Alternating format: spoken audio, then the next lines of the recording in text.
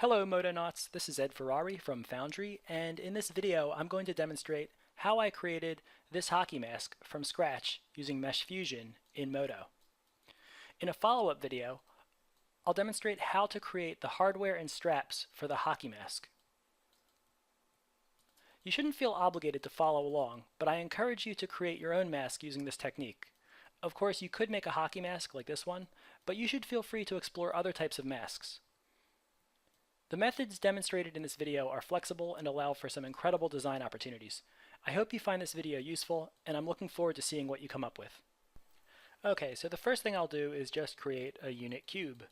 And then I'll subdivide this cube, so 3 for Polygons Mode, Shift D to subdivide the polygons. The subdivision method will be Catmull-Clark.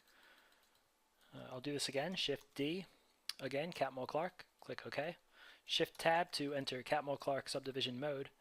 And then I want to make this a little bit oblong, so it's an oblong spheroid shape. So R for the scale tool. Fall off, we'll use linear. For some reason I have symmetry on, I'll just turn that off. The fall off is in the Z axis at the moment. I want it to be in the Y axis, so in the tool properties I'll just make sure auto size is set to Y. And then I'll just scale this in the Y so we get a little bit more of a general head shape. So I'll also move the bottom a little bit, so I'll just move this in the Y forward just slightly. And then maybe I'll try and bend this. So Control E, click in the viewport, and I'll just bend this so it's a little bit forward, so we get a little bit more of the mesh right in this area. And again, W for move, and I'll just move this like so. Okay, so Q to drop the move tool, escape to get rid of the fall off, and now I can put symmetry back on.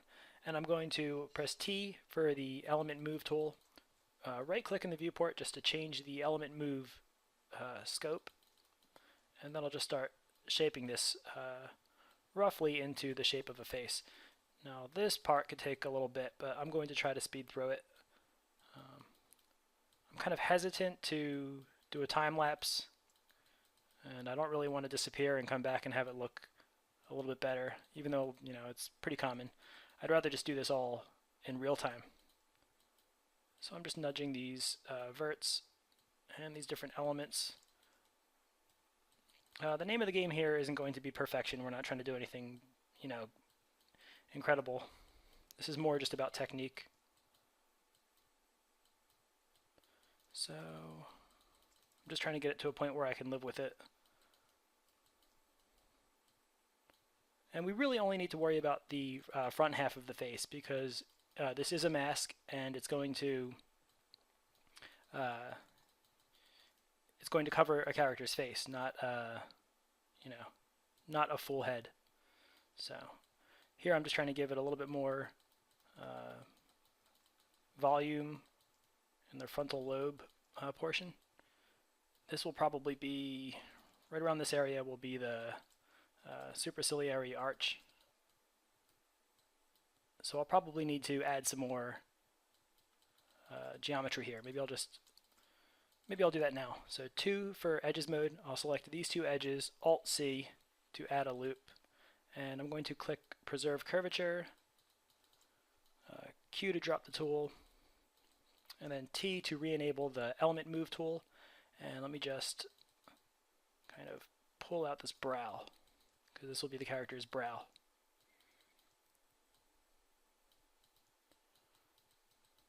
I just want to make sure it's looking pretty round from most angles.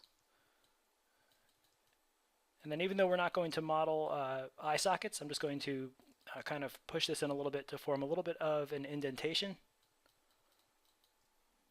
And then I'll push this out to kind of exaggerate the forehead and brow section. And the nose, or the nose area, is going to be its own kind of separate piece in the front. So I'm not going to bother modeling that on this within this mesh item. That will be a totally separate mesh item that we sort of boolean together with Mesh Fusion.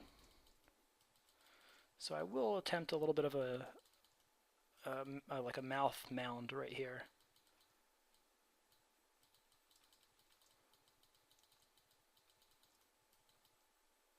So I can almost live with this.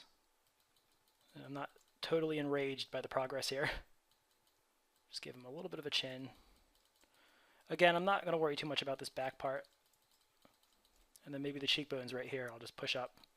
And this doesn't look great now, but when it all comes together, it should look a little bit better.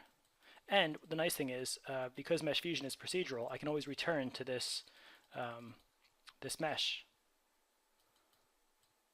and readjust it, which I might do. But if I do, I'll either let you guys know or I'll just record myself actually doing that. Because there's nothing worse than somebody working kind of behind the scenes and then you wondering how it was actually done. And I just need to give them a little bit more on the crown area right here. And we'll push this in. Even though I said we're not going to model a nose, I'm just going to kind of suggest right here. Okay, let me push this in a little bit more. These eye sockets. Okay, if I was going to sculpt the entire head, I would worry more about the cranium here, and I would just get rid of this area here. But that is going to, that's going to do it for this. Okay, so before I do anything else, I'm going to think about hollowing this out. And the mesh that I'm going to use to hollow this out is going to be derived from this mesh right here.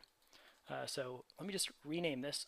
I'll just call this mask underscore main, and then I'll press N for new mesh item, and I'll call this mask underscore hollow, and then I'm going to navigate to the mesh ops tab, which is right next to the item list.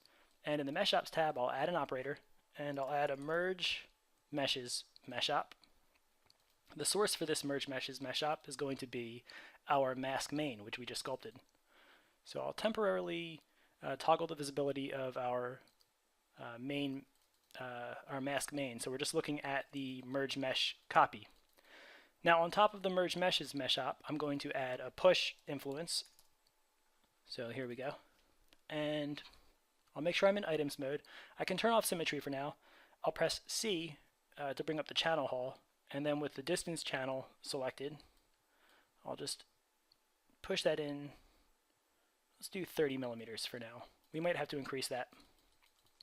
Okay, so now I'll return to the mask main, and I'm going to create a fusion item from this. So 5 for items mode. I'll select the mask main mesh op, which I have to make visible. Okay, so here it is.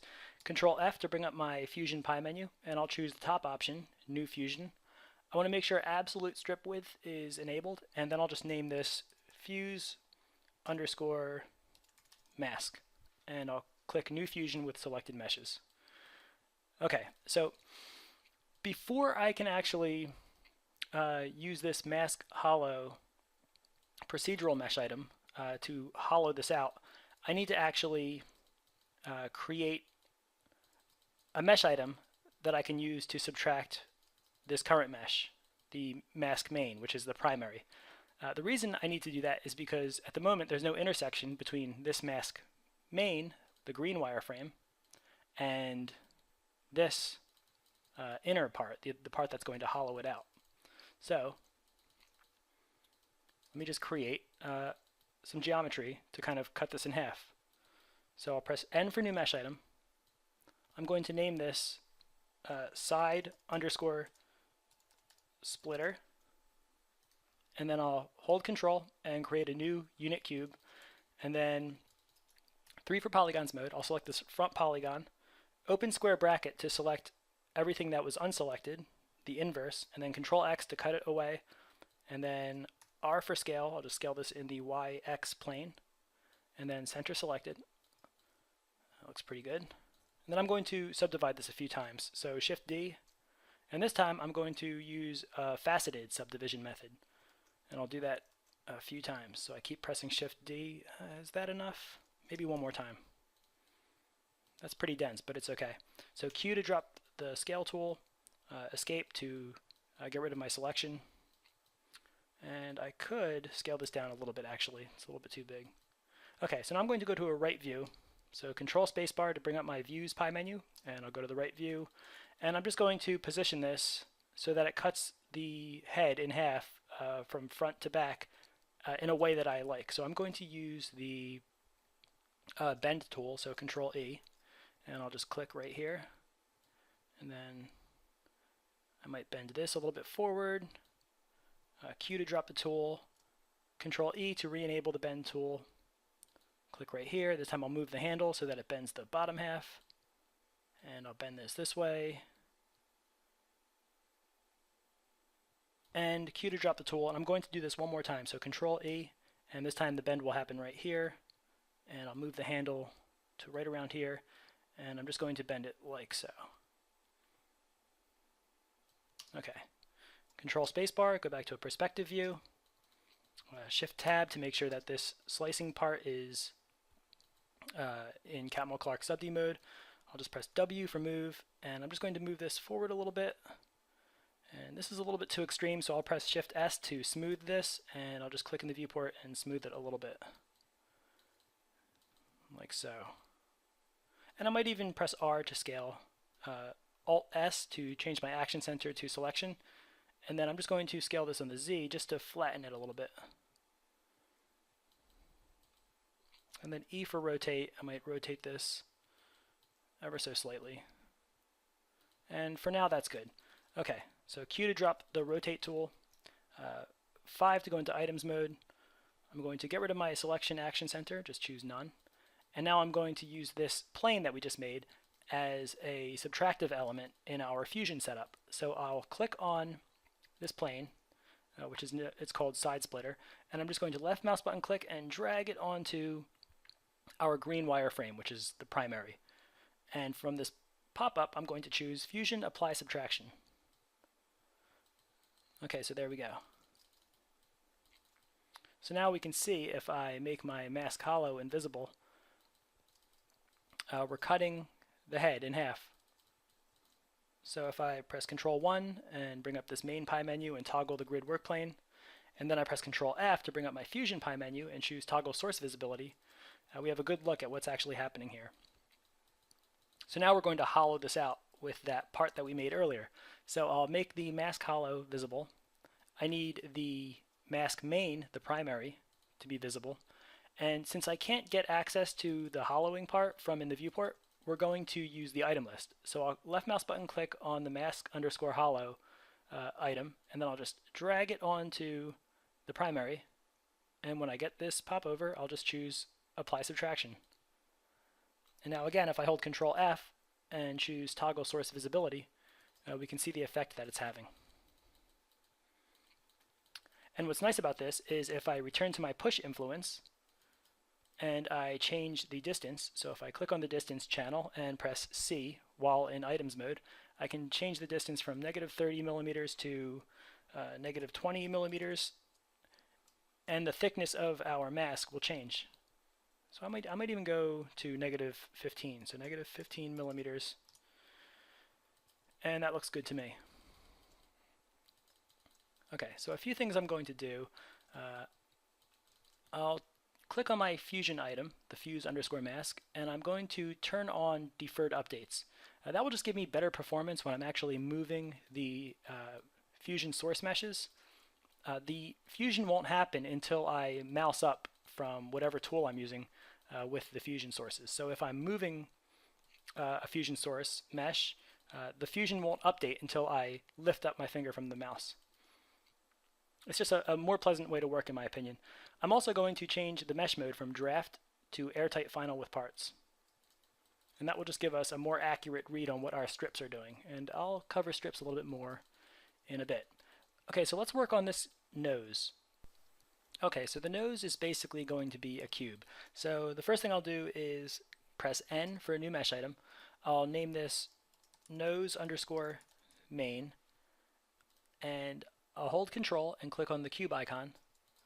And even though I'm starting with a cube, I'm going to make this a little bit cylindrical. So I'll press 3 to select polygons, and then I'll select the top and bottom polygon and just Control X to delete those, Shift D to subdivide the polygons, and the subdivision method will be Catmull-Clark. I'll click OK.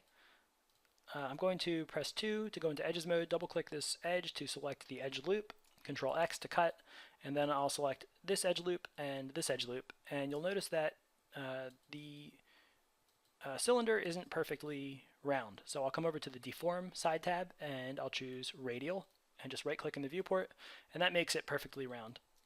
Then P for polygon. Now I'll press 2 for Edges mode, Alt C to slice right down the middle, and then I'll just select the bottom polygons, Control X to cut, select the top polygon, B for bevel, inset this a little bit, Q to drop the tool, C for the edge slice tool, and I want to make sure multi-slice is on, and then I'm just going to slice this so that we have all quads. And then I might select all of these polygons, R for scale, whoops, and then I'll just scale this in the X and Z plane, like so. Okay, now I'm going to press 2, select this edge, Alt C. I might give this a count of 2, and then I'll select this edge loop and B for bevel, and I'll just bevel this in with a square edge shape, and that's okay. Alright, now I'm going to mirror this in the Y, so Alt W to get an origin action center, Shift V for the mirror tool. I'll click in the viewport, and I want to make sure my axis is set to Y, so now we have a perfectly mirrored cylinder. So Shift Tab to go into Catmull-Clark Subdivision Mode. 3 for Polygons Mode. I'll select all of these polygons, R for scale, and I'll just scale this uniformly. I don't need an origin action center, so I'll just press Alt W to get rid of that. W for move, and I'll just move this into place. And we're just going to get, oops, this more or less positioned. Again, this doesn't have to be perfect. So I might actually tilt that back a little tiny bit more.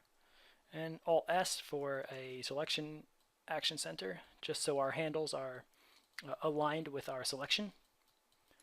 And Q to drop the tool. And that's almost good enough. I just want to pull this out a little tiny bit more. And I'm going to call that good. It could be better, but it's good enough. Okay, so now I need a way to hollow out this cylinder. So I'm going to do basically what we did previously by using this cylinder, by deriving a copy, a merge meshes copy from this cylinder. So I'll press N for a new mesh item. I'll drag this beneath the nose main, and I'll call this nose underscore hollow.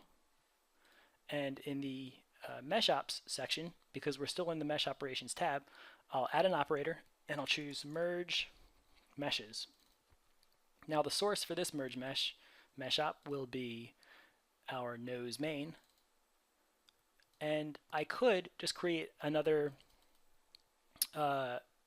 push influence, but I'm going to use the same one that we have so that it'll have the exact same thickness if we decide to change them. So if we decide to change the thickness down the line, this will be the push influence will be shared, and so we'll only have to change it in one space. So I'm going to need the schematic for that. I always keep the schematic open in my modeling layout, but if you don't see the schematic here, I'll show you how to get that. So let me close this. So if your viewport looks like this and you want the schematic on the bottom, you would just come over here to this little orange dot, and you know you're hovering over the orange dot if you get the orange border around your viewport. And this orange dot is known as a viewport thumb. If I hold Control and left mouse button click and drag down, we split our viewport into a top and bottom part. And this bottom viewport, or the top, but this bottom viewport can be changed into a number of different useful viewports. So I'm going to change this to the schematic. So I'll click on this arrow in the upper right hand corner of the viewport, and I'll choose Utility, and it's almost off screen, but you should be able to see it, Schematic. And now we have our schematic. Now at the moment we're in the Fusion workspace. This is where all of our Fusion operations and our Fusion source meshes are. I'm going to create a new general workspace, so I'll click the up arrow to go into our overview, and then I'll click on this leftmost icon here to create a new workspace, and I'll just call this general underscore workspace, and I'll make it active. Okay, so here we are. Now I'm going to left click on my nose hollow procedural mesh item, and I'll drag that into the schematic. And I'll double click this yellow diamond to see its connections. And then I'm going to click on the mask hollow procedural mesh item because I know that has the push influence attached to it. So I'll just drag that into the schematic. And again, I'll double click on this yellow diamond to see its connections. Okay, so I want this push influence, which has a distance of -15 millimeters, to also affect my nose hollow. So I'll click on the geometry input and I'll just drag that into the nose hollow output. And it looks like nothing has happened. And there's a reason for that. So if I make my nose main mesh item invisible, it looks like our nose hollow, which is the copy, hasn't been pushed in. And the reason for that is because the push is happening before the merge mesh. So I'm just going to drag the push influence above the merge meshes mesh op, and it has indeed been pushed in. But we're getting some sort of collapsing or overlapping geometry. So let's address that. I'm just going to temporarily toggle the visibility of my Fusion item so that we can just look at the nose hollow part. I'm going to press 2 to go into Edges mode, and then I will select, select some of these edges. It's actually a little bit difficult to see, so what I'm going to do is go into my nose main, and I'm going to press Shift Tab to go out of Catmull-Clark Subdivision Mode. So now when I go back to my nose hollow, I can more easily click the edges that I need to click. So I'll select this edge loop, and then I'll select this edge loop, and then I will do the same for the bottom. I'll select this edge loop, and I'll shift select this edge loop. And then on top of this push influence, I'm going to add an operator, and I'll choose delete. So what I'm essentially doing is deleting the overlapping edges. So now when I go back to the nose main, and I press Shift Tab to go into Catmull-Clark Subdivision Mode, you'll see the nose hollow is basically a pushed in version of that. That's a little bit softer because it doesn't have the supporting edges because I deleted them. Okay, so now that we have all of the parts, let's make our Fusion item visible again. And let's make the Fusion sources visible again. So we're going to need to see our primary, which is the green wireframe. I'm going to press 5 to go into Items View, or Items Mode. And I'm going to select the nose, the main part, and I'll left mouse button click and drag it onto the green wireframe. And I'll choose Apply Primary. So now the nose is connected to the face. But it's not being hollowed out by the mask hollow part. So I'm going to click on the mask hollow part in the item list, and I'll just drag that onto the nose. And I'll click Fusion Trim. Now if you look, it's actually, let me just press Control F to toggle the source visibility.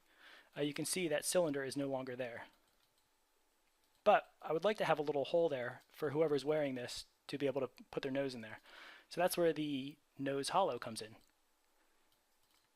So the first thing I'll do is make the mask main visible. And I'm going to drag the nose hollow procedural mesh onto the mask main primary wireframe, and I'll apply subtraction. Okay, so that's working, but we're getting a little bit of an error. That can be resolved.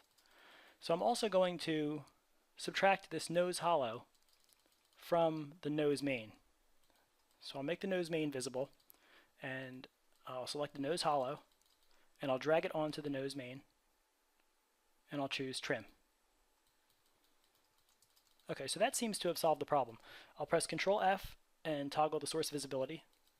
And now the wearer, or the person wearing this, has a place for their nose. Now, if that didn't solve the issue, there are a few things that I could have done. I could have slightly adjusted the position of these two nose elements, and that probably would have solved the issue. Alternatively, I could have taken these two fusion source items for the nose, and I could have increased or decreased their fusion subdivs here in their mesh properties. Okay, now we're going to work on the eyes. So again, I'm going to start with a cube, but first I need a new mesh item. So N for new mesh item. I'm just going to drag this to the bottom, and I'll call it eye underscore shape. And I'll come over to the basic toolbox, and holding Control, I'm going to create a unit cube. Everything starts with a cube, so 3 for Polygons mode. I'll select this front polygon, open square bracket to select the inverse, and then Control X to cut it away. And then I'll select this polygon and center selected all. And I'm just going to press W for move and move this away from the mask. So I'm going to subdivide this, so Shift D, and this time subdivision method will be Catmull Clark. I'm going to get rid of my selection action center, so I'll change that to none. B for bevel, and then I'll just click on this red handle to change the inset, and I'll just pull this down like so. Then 3 for Polygons mode, I'll click off the shape, and then R for scale, and I'm just going to scale this whole thing down to about here. And then Control Spacebar to bring up my Views pie menu, and I'll choose a front view. And then T for the element move tool. Right click to change the fall off for my element move tool. This is how much the tool will influence the mesh beneath it. And now I'm just going to kind of adjust this. So we're going for a sort of eye shape, but we'll make it a little bit cartoony, and we'll make it a little bit angry, a little bit aggressive, just to make it a little bit, give it a little bit of character. And again, I'm not going to spend too much time with this because it's the type of thing that can be adjusted later. But I also, it's something that we have to be somewhat happy with. So I can also press Shift Tab to see what this will look like in Catmull Clark Subdivision Mode, which is what it ultimately will be.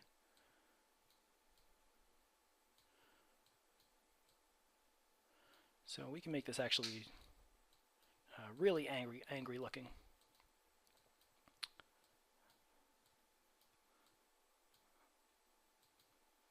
So there we go. It's a little bit more, it's a little bit longer horizontally than it is vertically, and that's fine.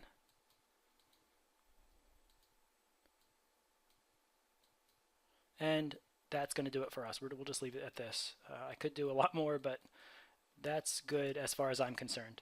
So 3 for Polygons mode, double click this eye and just move it a little bit closer. Control Spacebar to bring up the Views pie menu and go back to a perspective view. Center selected on just the Z or Z axis.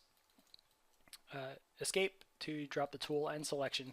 And now we're going to bring in the profile sweep assembly, which ships with Modo. And this is a really awesome assembly. I don't see it utilized often enough, but it's super powerful. So we'll press F6 to open up our preset browser. These are all my little models that I make. I'll just close that up. Let's see, we want to go to Modo Assets, Modo Assemblies. And by the way, if you don't see the folders here, you have to click on this little gear icon and change folders as thumbnails to always. I think by default it's on never, so I always keep that on always so I can click on these folders.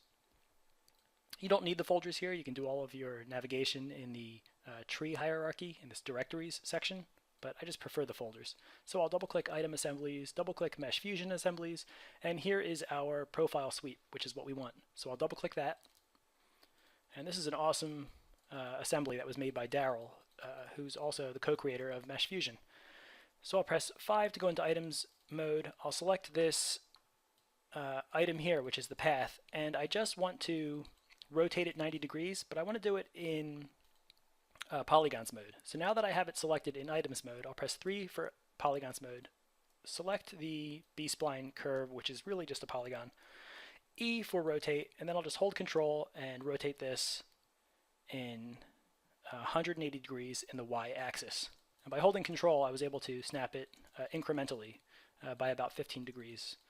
So Q to drop the rotate tool, and I think I'm going to make this a lot smaller, but before I do that, let me just show you what's so special about this.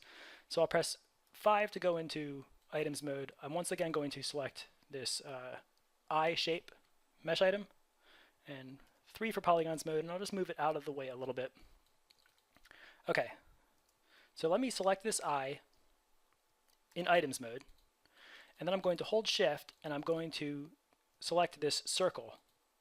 So I have both the eye and this circle selected in Items Mode. And then you'll see this little widget here. This is the Profile Sweep controller. It's broken up into a triangle on the top, which is green, and a rectangle on the bottom, which is blue. If I left mouse button click on the triangle with my eye shape selected in Items Mode and this circle selected in Items Mode, so I left click on this triangle, we'll get this option. And I'm going to replace profile with the selection. So the profile is the circle and the selection is the eye. So I'll click that. And now our eye shape is being swept along that path. So I have to make some changes to this. That's no big deal. So I'll come over to the Profile Sweep group, and I'm going to expand that. And I'll come over to the Profile Sweep mesh, and in the Curve Extrude, I'm just going to invert the polygons, and that will invert the polygons of the sweep. So that's looking okay. And now I'm just going to start positioning this. It's pretty long, which we don't really need. I might also add a little bit of more density or more steps along the sweep. So let me do that really quickly. Within the Curve Extrude mesh operation, I can expand that so I can get to the tool pipe, which I can also expand. And in the Path Segment Generator, I can change the steps from 8 to 16. I can even go up to 24, but I think 16 is going to do it for us. So I'm going to select the path once again. Let me just select that from behind here. And then in Polygons Mode, I'm just going to move it into place. So W for move, and I'll just move this. And I can actually also press R for scale and just scale this in. And R, maybe I'll scale it, because at the moment it's pretty big. We don't want to give this character eyes this big. Okay, so I'm going to move this. And one other thing that we might want to do, let me return to this Profile Sweep profile. So 3 for Polygons Mode. I'm going to select it from the back side, and I'll just press R for scale, and I'm just going to scale it in this way. It might be easier to do it that way. Okay, so that's good. Now back to the path, I'll just select it from in the item list. W for move, I'll just move this down. E for rotate, and we'll just rotate this a little bit. And just so I can get the rotation handles aligned with what I'm actually rotating, which is the path, I'll press Alt-X, so we're in Local Action Center. And now I'll just move this into place. And we might even want to make it a little bit bigger and rotate it a little bit on the Z.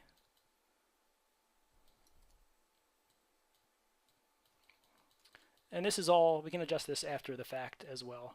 But let me return to that profile, and in Polygons Mode I'll just make that a little bit larger, like so. Okay.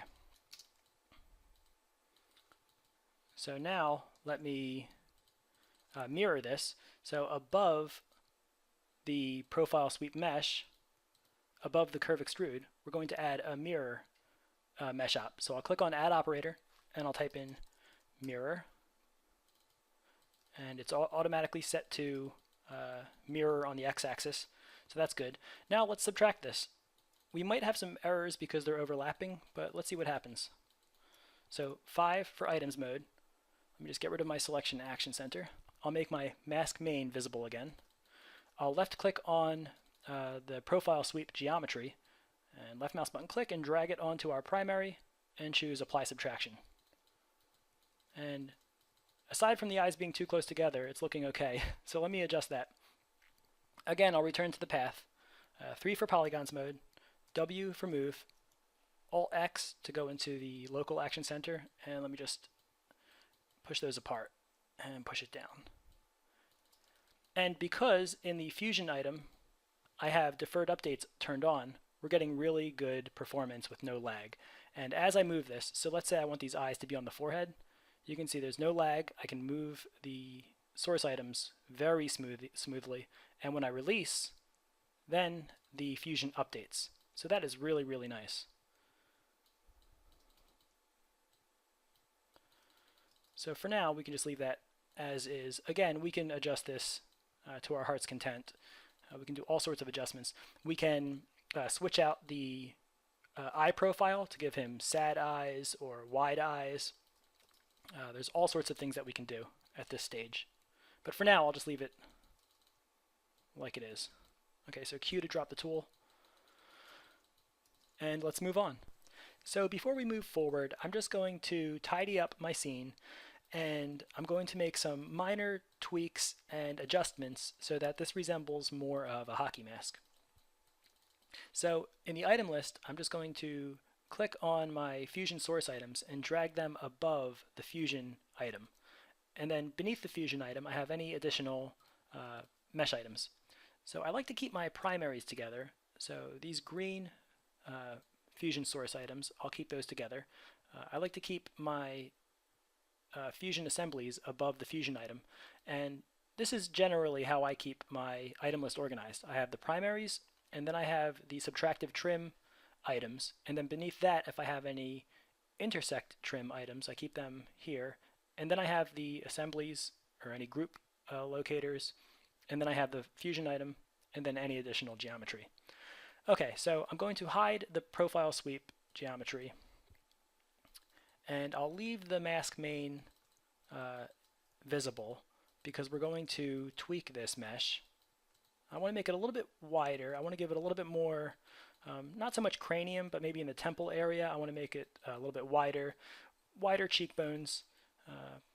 Honestly, before I do that, I want to make this a little bit thinner. I think it's taking up too much space on the side of the face. So let me enable the side splitter mesh, and I'll select it in items mode, and then 3 for polygons mode, R for scale, and then Alt S to switch to a selection action center, and I'll just scale this in the Z or Z just to make it a little bit of a flatter cut.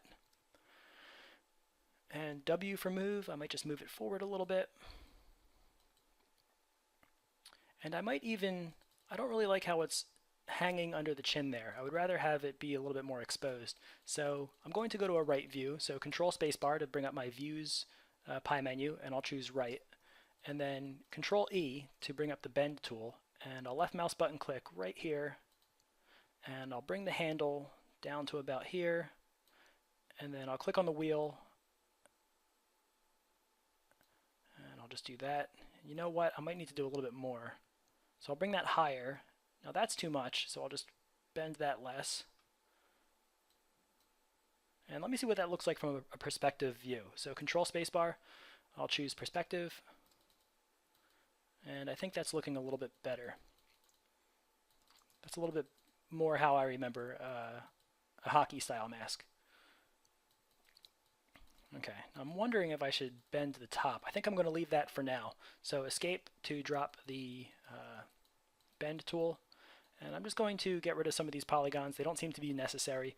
If you left mouse button click on a polygon and then hold shift and right click on a polygon in the same row, you can select everything in between. So that's pretty nice. Shift up arrow will grow your selection. So I don't know if I want to go this far. Yeah, I do. I'll press Control X to cut those away. And then similarly, I'll just turn symmetry on, select this polygon, shift right click to select that polygon.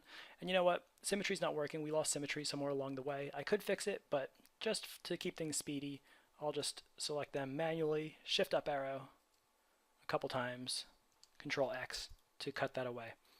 Okay, that's just trying to keep things a little bit tidy.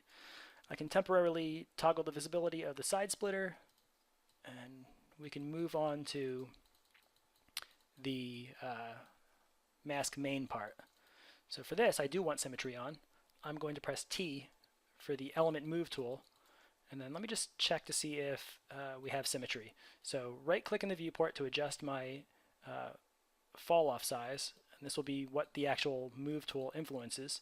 So let me just do something dramatic. Okay, so it looks like we have symmetry, and that's nice. And it looks like the hollow part is coming along for the ride because of the work we did to set up that merge meshes mesh operation. So that's nice. That's kind of the beauty and the power of working with Modo's procedural system. We have consistent thickness no matter what we do to this mesh. So I'll just make this a little bit more bulbous around the frontal lobe. And then I'll bring out the cheekbones. I really wanted to do that. I just want to make it generally wider all around. It was getting a little bit too narrow.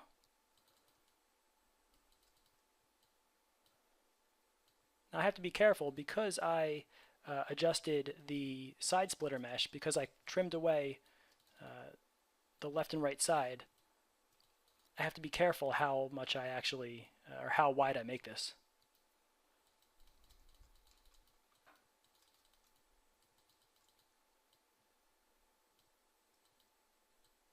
But we'll still try to make it a little bit wider than what we had. Now I do want to come here and just make sure that between the brow and the cheekbone there is this kind of nice scoop, because that really sells this part of the face. But I can't have it interfere with the wideness, because I do want it to be more wide.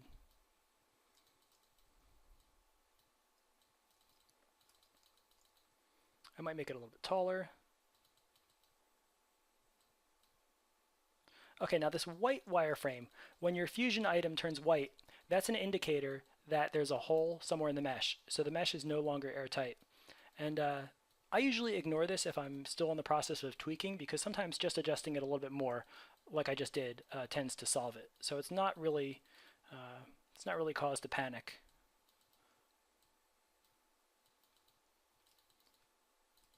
So I am seeing some oddness in the nose cavity there from the backside, which I'll address separately. Let me just make a really large influence and then just make some big changes now.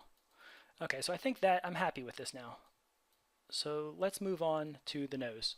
Tweaking the nose will be identical to how we tweaked the head shape. I'm just going to select the nose item. I still have symmetry on. I'll press T for the element move tool, and then I'll adjust the element fall off, and we'll just start tweaking the nose. Now it could help to turn off the visibility of the primary wireframe, that green wireframe for the head, so that we're just seeing the nose. So I'm just going to start tweaking this. I'll make it a little bit wider. I'll give it a little bit more of kind of a slope, because that looks pretty good. I'll make it a little bit wider. Now we might get that white wireframe back because we're doing some tweaks and it could create holes in the mesh. If that happens, we'll just deal with it. It's not a big deal.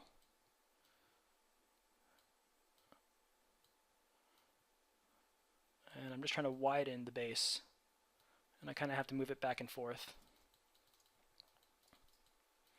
And maybe I'll make the very tip a little bit skinnier, if I can. I'll just push that in a little bit. It's just minor adjustments. I might take this back part, which is being trimmed, and just pull it up just a slight bit. And then when we adjust the strips eventually, this transition will be a little bit nicer. The transition between the nose and the front of the face. And I might actually pull the bottom of the nose down a little bit. Just a slight bit. Okay. You can tweak this until the cows come home, but there's no real point because we can always do this later on. Before we start making the ventilation holes, let me just make one more adjustment to the nose mesh. So I'll select the nose main in Polygons mode, and I don't need symmetry turned on. and I'm just going to press W, Alt S for Selection Action Center, and I'm just going to try moving this up a little tiny bit, like so. I'll press Q to drop the move tool, escape to drop the selection. Let me just toggle the visibility of the nose main source, and let's just have a look at this. Okay, now let's start on the ventilation holes. So I'm going to create the prototype for the ventilation holes in a new mesh item. So I'll press N for new mesh item. I'll name this hole underscore puncher because this mesh is going to act as a hole punch. And I'll come over to basic. I'll hold control and create another unit cube. And again, I'm going to create a cylinder out of this. So 3 for Polygons mode. I'll select the top and bottom polygons, control X to cut those away. I'll press R for scale. I'll just scale these uniformly, and I'll press Shift D to subdivide the polygons with a subdivision method of Catmull-Clark. And then I'll press 2, and I'll just double click this edge loop and control X to cut it away. I'll select these 2 edge loops and come over to the deform side tab and choose radial and just click in the viewport just to make these perfectly circular. R for scale, and I'll just scale this in the X Z plane until we have something about this thickness. Now I actually only need half of this for now, so let me actually press 1 for vertex mode, select these bottom verts, and then come up to geometry, vertex, set position on Y. We want the value to be 0. That just brings these verts up to 0 in the Y axis. So if I have the grid toggled on, control 1, toggle grid work plane at the bottom here, it just puts these verts right at 0. So then I'm going to select these verts and I'll just move these up. Whoops. I'll just move these verts up in the Y axis like so. And then 2 for polygon for edges mode. Select these edges. P for polygon just to fill that blank area. 3 for polygons mode with this polygon selected. B for bevel, and I'll just inset this a little bit. And then C for the edge slice tool. Let me just bring those tool properties up. I have multi-slice enabled, so I'm just going to slice this just to get all quads in the cap here. And then escape to drop the tool and escape to drop the selection. I'm going to press 2 to go into edges mode, select this edge, Alt C for loop slice. I want the mode to be uniform and the count, let's try 5 seems pretty good. 2 for edges mode, select this edge, B for bevel, and we'll bevel that edge loop. Q to drop the tool. And now we want to mirror this on the Y. So Alt W for an origin action center, Shift V to mirror this. I'll click in the viewport. I want the axis to be Y, so we can change that interactively. And that's looking pretty good. Shift Tab to go into Catmull-Clark Subd mode. It's a little bit big, so we'll just scale this down. So 3 for Polygons mode. Double click the mesh to select all the polygons. R for the scale tool. I can disable the origin action center. We'll just set that back to none. And I'll just scale this down uniformly, and then I'll just shrink it a little bit in the Y axis. And then maybe a little bit more in the ZX plane. And that seems good. We can always return to this and change it after the fact. So with this hole puncher created, we're going to need a mesh to actually use the mesh paint tool. And at the moment, the fusion item is procedural, so I can't actually select the polygons of the fusion item. So I'm going to temporarily create a fusion output that we'll just use for this one purpose. So I'll click on the fuse mask, and in the properties, I'll come down to dupe and convert to mesh. I'll click on that. I'll just call this FO for fusion output underscore temp, and then I'll click create mesh. And then in the item list, I'm going to right click on the fusion output temp, and I'll change the color to yellow, and that just lets me know that this is temporary. And I'll drag this above the hole puncher,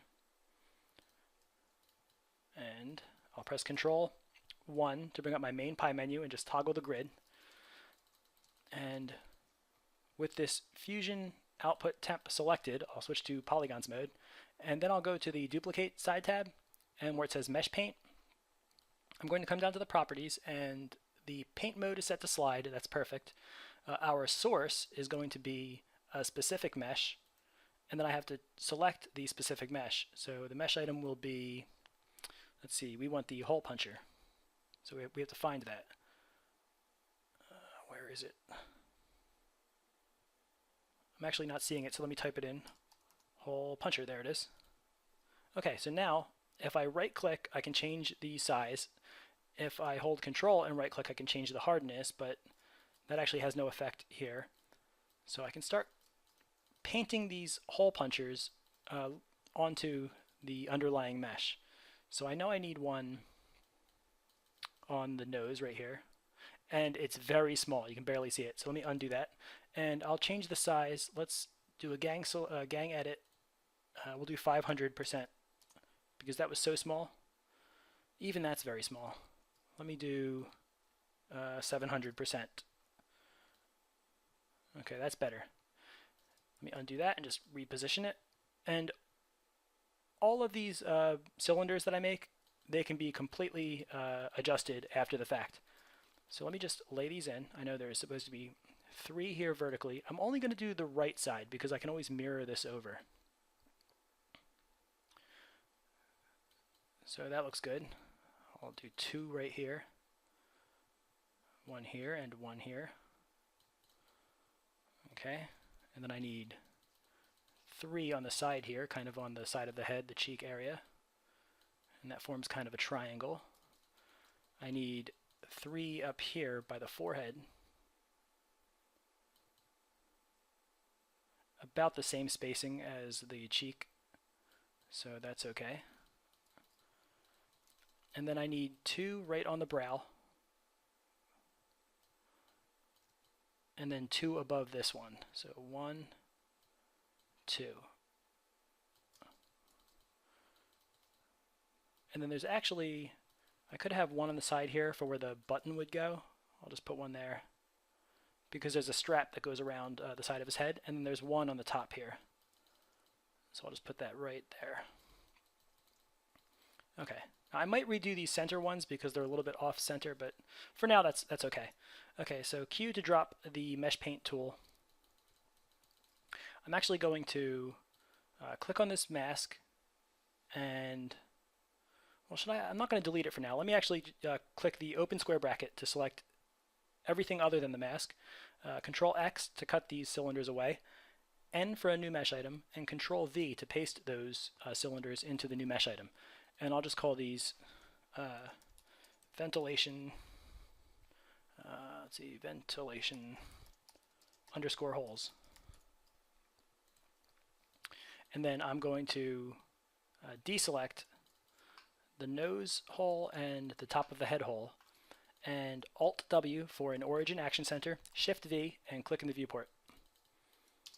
And now we can use these as fusion source subtraction elements. And I'm actually going to delete these middle ones because they're so they're not perfectly symmetrical, so I'll just redo those. So 5 to go into items mode, I'll just move this ventilation holes mesh item right beneath the other fusion sources. I'll make my fusion temp invisible for now. I'll make my fusion item visible along with my mask main fusion source. And I'm going to drag this onto the primary, and I'll choose subtraction. So now we have all of these cylinders subtracting. Let's see how it looks. Control F to bring up my Fusion Pie menu. I'll toggle the source visibility. And if I press Control 1 and choose the rightmost option, which is toggle wireframe, we can see what we're working with. So that's looking okay. I think the eyes can still be further apart, and I definitely need to address the hole in the nose and the hole in the top of the head. So Control 1, I'll choose toggle wireframe, and let's actually create cylinders for the nose and the top of the head. And I'll derive those from this cylinder right here, which is the hole puncher. So Control C, create N for new mesh item.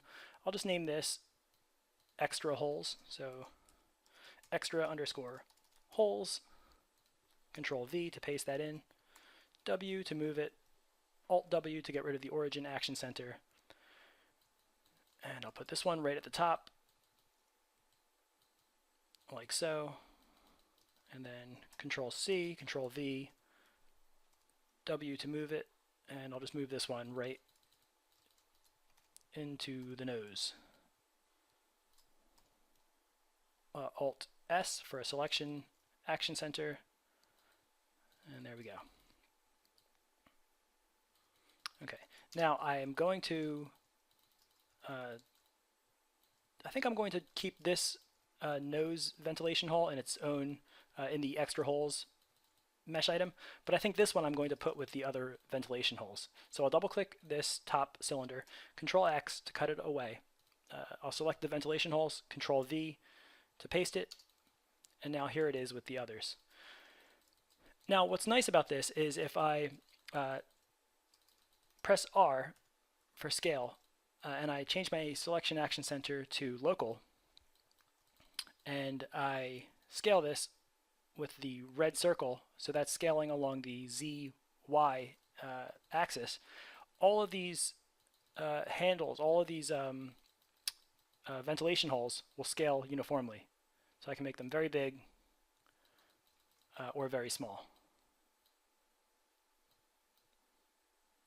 So that's the power of the local action center. So let me actually make that a little tiny bit smaller. I think it looks funnier with larger holes, but it's getting a little bit cartoony. So let me just deselect that, and it's still pretty, it's still a little bit too big. And even though the wireframe is invisible, I can still adjust the holes because the cylinders are still technically selected. And just to get a better view of this, let me press Control 1 and toggle the wireframe. And maybe a little tiny bit smaller. And that's good enough for me. So now I have to do the same thing for this cylinder for the nose. So this extra hole is going to need to be visible, and I'll make the mask main visible. And then 5 for items mode. And then I'll select this extra hole and just drag it onto, oh, I actually need it to cut through the nose. So let me make the nose main visible. So left mouse button, click on the cylinder, drag it onto the nose main, subtract. So there we go. Everything seems to be working. Let me just make this a little bit larger. I still have the local action center selected. Make it a little bit wider. Q to drop the scale tool. I'll make that invisible, deselect it in the item list, and deselect the primary source items. And then I'll also make the hole puncher invisible. So before we start adjusting the strips, let's just delete the temporary fusion output. So I'll just click this little X in the item list. Now, if you try to select the strips, you'll notice there's nothing really to select because they don't exist yet. If you look in the item list, the fusion item has no child items. There's no little arrow or triangle next to the fusion item. When we update the strip items, they will exist as children of the fusion item. So let me just turn off my local action center. I'll just make that none, and then I'll come over to the fusion item, and I'll hold Control F to bring up the Fusion Pie menu, and I'll select the leftmost option, which is Create Update Strip Items. Now this could take a second. Okay, so now our strips have been updated, and you'll notice that if I expand the child items of the Fusion item, here is our folder with the strips, and I can expand that, and it's a pretty deep hierarchy, but we really don't even need to concern ourselves with that because all of the strips can be selected in the viewport. And you'll see if I mouse over the strip areas, they pre-highlight. So I'm going to select the strip for the nose, so I'll left mouse button click on the strip in items mode, and that brings up this fusion strips popover, which I'll pin. And I'm just going to adjust the properties of this one strip. So the strip width at the moment is 1 millimeter. Let's try to bump that up to 15 millimeters and just see how that looks. Okay, so that's pretty good. I can even go for 20 millimeters. And I'm just looking for any pinching or any overlapping geometry. And it's getting a little bit close to the nose hole there, so maybe I'll bump that down to 18 millimeters. And I might have to go down to back to 16 depending on how I adjust these strips. So that's good for now. I can also adjust the strip profile. At the moment it's 50%. If I make that lower, like let's say 10%, then the fillet will become a little bit harder, which we don't want in this case. If we move it to above 100%, like 120%, it will become a little bit tighter. And that's kind of what we want. Let me put it down to 75. I actually liked it higher, so let's go to 90. Kind of split the difference. You can go all the way up to 199%, but that looks good for now. If we ever want to see what this looks like in a reflection mode, just to see what the surface is looking like, I can hold Control 2, and this is our viewport mode. I can just choose reflection, and then Control 1 for the main pie menu, and choose toggle wireframe. And if I deselect the strip, we can see what that transition is looking like. So I could make that a little bit smoother. I can also increase the fusion subdivs of the mask main, just because we're getting some shading errors here, it looks like. And just by increasing the density, I can eliminate that. I might hold off on that until a later stage. So Control 2, and I'll return to a default view. Let's work on the eye sockets. So I'll select this strip, I'll select this strip, as well as these two, and I'm just holding Shift to select them. And I think I'll make this 5 millimeters to start with. And maybe we'll bump that up to 8 millimeters. So that's looking pretty good. And I'm just going to leave that at 50%, and that's okay.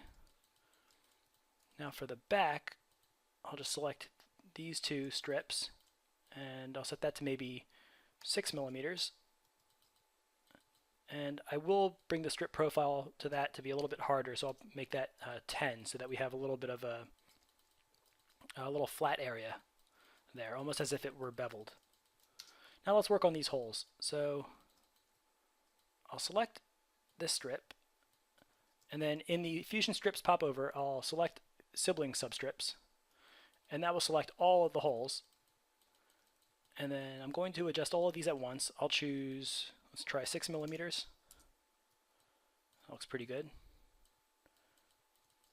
And then I'll do the same for the outer strips for the holes. So I'll select this one, and I'll choose Select Sibling Substrips. And I'll do 6 millimeters for that. So that's looking pretty good. The only one we didn't get was the nose. So I think we're going to run into a problem here, but let's try it. 4 millimeters to start with. Let's try to go for 6 millimeters. And there's our problem. So again, the wireframe turned white to let us know that there's a hole in the mesh, and here we can see the hole. So I can either decrease the strip size of this, or I can come over to Extra Hole, make that visible, select it in Polygons Mode or Items Mode. I just prefer Polygons Mode. I'll press W for Move, Alt S to change the selection, change the action center to selection, and then I'll just move that in Y. And I'll just rotate this a little bit as well, just so it doesn't run into our strip. And maybe I'll rotate that a little tiny bit more. Q to drop the tool, Escape to get rid of the selection, make the wireframe invisible. And that's not too shabby. Okay, so let's work on adding Fusion Subdiv for the mask main, because I was noticing these polygons are so large that when they get subdivided, they're still creating these kind of larger squares that are within my lasso selection tool. So by increasing the subdivs at the item level, we can kind of get smoother results. So at the bottom here where it says Fusion Subdivs, it's currently set to 2. I'll just increase that to 3, and we'll get a denser mesh. And we'll try that for now. We could do the same for the inside, and that would be controlled by the mask hollow, because that's what's responsible for that inner surface. So if I change the Fusion Subdivs for that to 3, that will become more dense as well. Okay, so one thing that we forgot to do, if I just deselect that, this inner strip, which would actually come into contact with the person who's wearing the mask, their face. So I'll select that, and I'm going to bump this up to 25 millimeters. Looks pretty good. Looks like it's getting a little bit tight there, but that's not a big deal. Okay, so let's look at this again in reflection mode. So Control 2, reflection, Control 1, we'll choose toggle wireframe.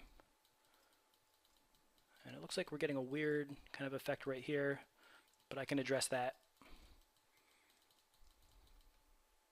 So that's something that I can live with. So Control 2, we'll choose default. Control 1, we'll toggle the wireframe off. And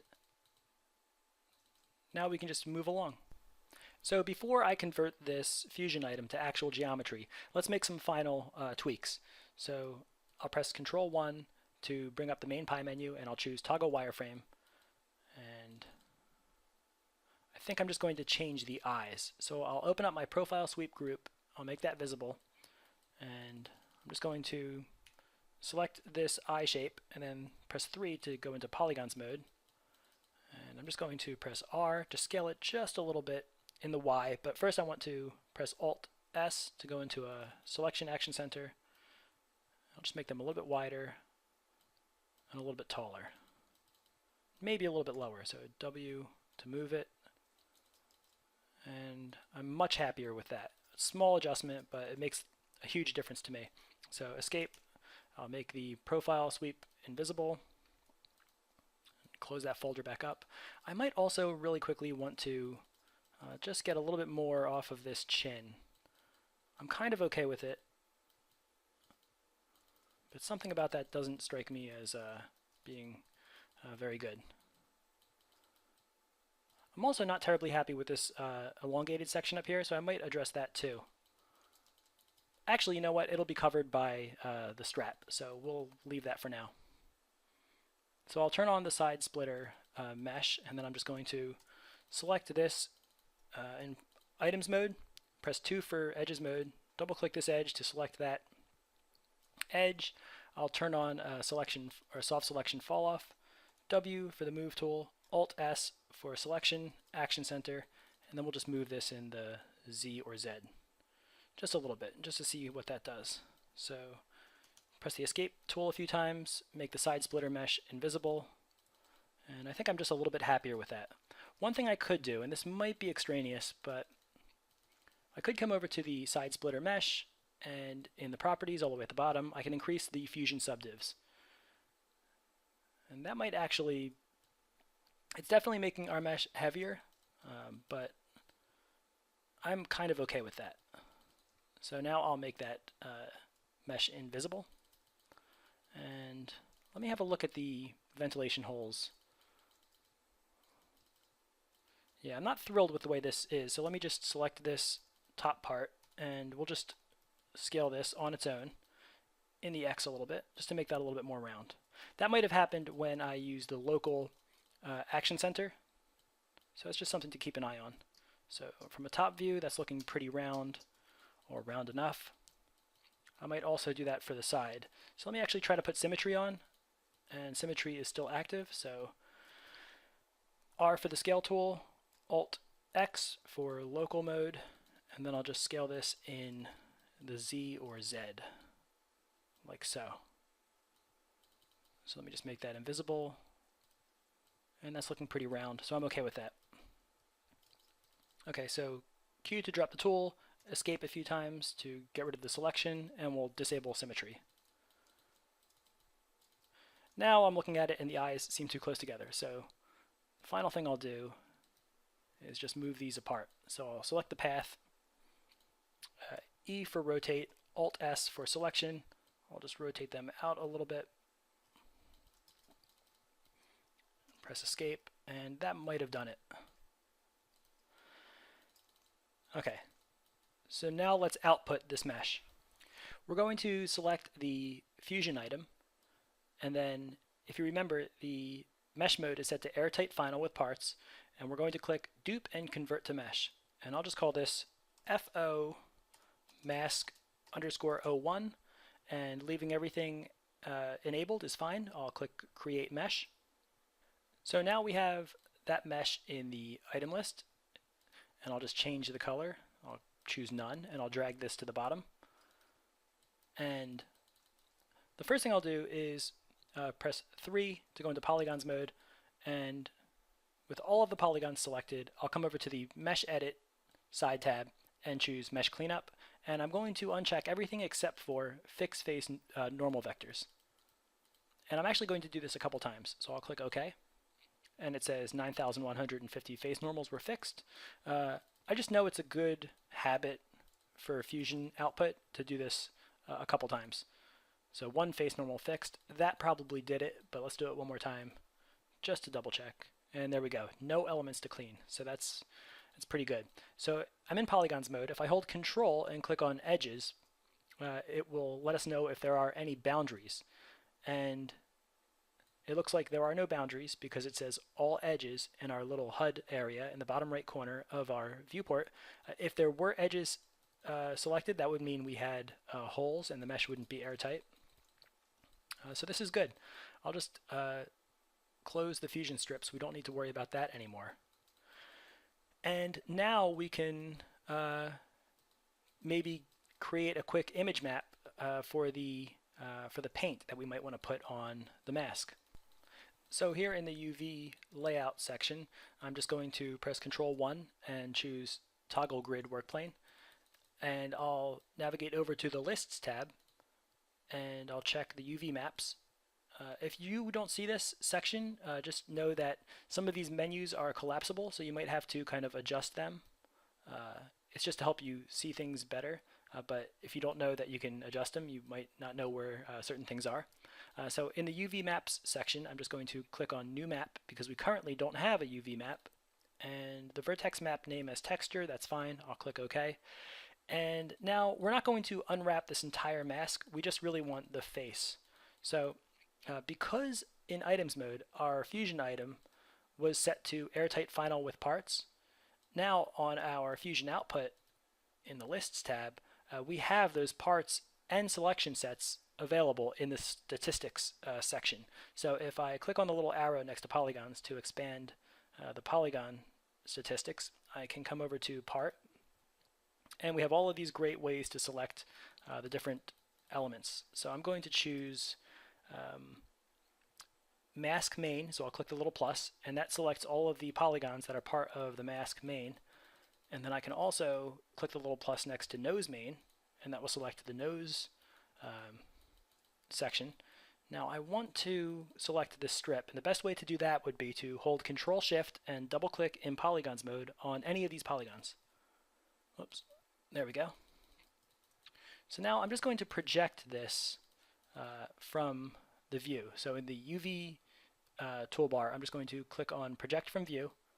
That activates the tool, and then in the 3D viewport, I'm just going to align my camera as best I can, and then left click in the viewport. And here are our UVs.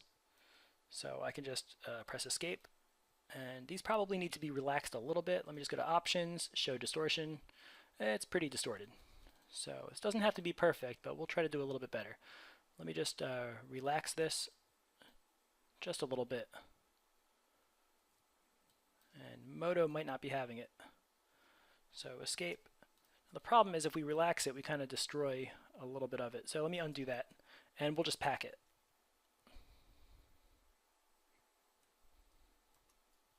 So I'll turn off distortion. It's good to know that that is there though. So let's come over to Pack, and I'll click OK. Okay, so I'm going to navigate over to the paint layout, and then I'll come over to the texture menu and I'll choose Add Blank Color Texture. And I have a folder on my desktop called Temp Image Maps, and I'm just going to save this as a PNG, and I'll call this hockey underscore paint underscore 1001, and the 1001 just indicates which UDIM or which UDIM tile this image map will get mapped to or assigned to. So I'll click Save, and then this is just going to be 2K, so 2048 by 2048. The format is fine as RGBA, and everything is fine as default, so I'll just click OK. Now, in the shader tree, we have a bunch of material groups from from when we were working with Fusion. I'll just leave these here. We no longer really need it, but it's good just to keep around. So I am going to create a new material group. So in Polygons mode, I'll just select all of these polygons. M for material. I'll just call this FO mask, and the color is this kind of lightish blue, and that's fine. So I'll click OK here, and then I'll click OK here. And then I'm going to drag the hockey paint image map into my new material group. And it's a little bit difficult to see, but where it says image still right here in this side tab, I'll click that, and I'll just set UDIM from file name.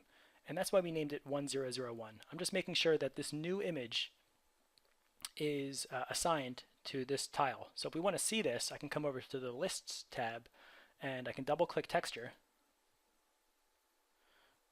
And if I come over to Options and choose Show Image, I have to have that image selected.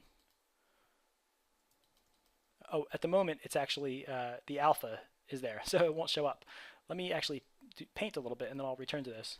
So I'll deselect these polygons, come over to the Paint tools, and then I'll choose Paintbrush. I'll choose this harder brush right here, and I want the foreground color to be a reddish, maybe a dark red. And actually, instead of the paintbrush, let's use the line. So I'll zoom in, and I'm going to click on my viewport, left click, and control left click to adjust the hardness and the size. I want this to be pretty hard. Okay, so I'll just drag a line here, and that's a little bit too thick, so let me just change the size. So that's pretty good. And again, we're not going for perfection. We're just going for a nice impression of the hockey mask. But painting in Modo is really underrated. I mean, this is really a smooth process. Sometimes it's fun just to paint. Okay, so now I just want to use the eraser tool to kind of even this up. But first, let me just make this a little bit thicker, like so. Okay, now the eraser, just to make this a little bit sharper. Let me make sure it's a harder eraser, like so.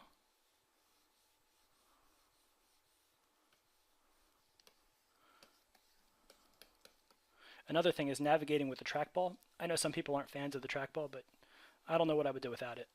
It allows me to really quickly get interesting angles.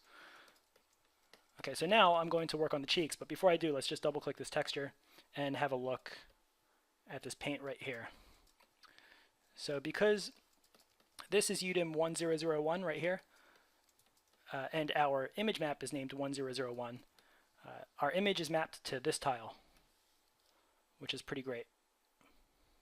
If we had another image that was 1002, it would be mapped to this tile, and we can put more UVs over here. So full UDIM support, which is really nice. Okay, let's work on the cheeks.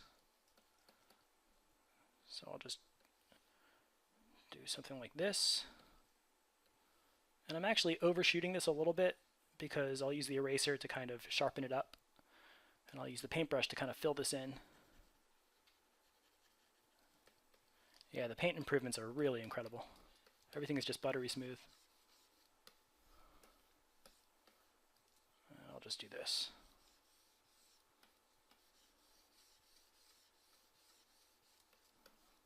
And now I have to do it for the other cheek. So line tool, and I'll just do this, and we're overshooting it a little bit. And by overshooting it, I mean we're just making it a little bit bigger than it needs to be, because the eraser will kind of will reshape this triangle with the eraser. I could have also used the fill tool, but when painting is this smooth, it's just hard not to just enjoy painting. Okay. Okay, so maybe not the most exciting thing, but it's not as bad as watching actual paint dry. Just trim off a little bit more here. And I'll just try one stroke here. That might be too much, but you know what? We'll go with it. Let me just try a little bit more here. Just trim this away.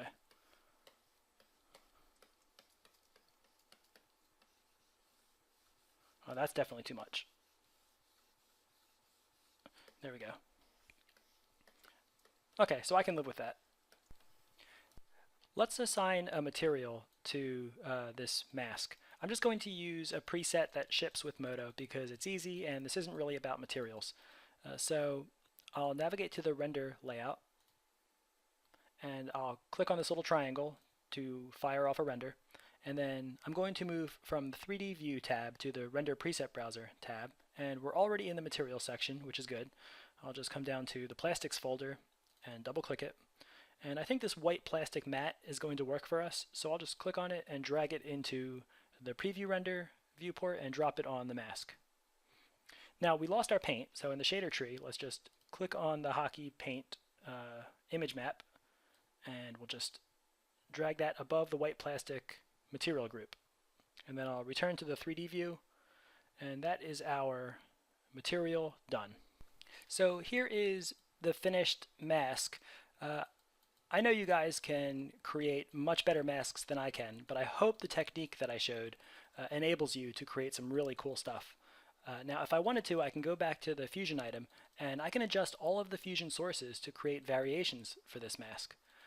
Now the next part is going to be in a different video, but I'm going to make the hardware for the mask along with the straps. So I'll see you guys in the next video.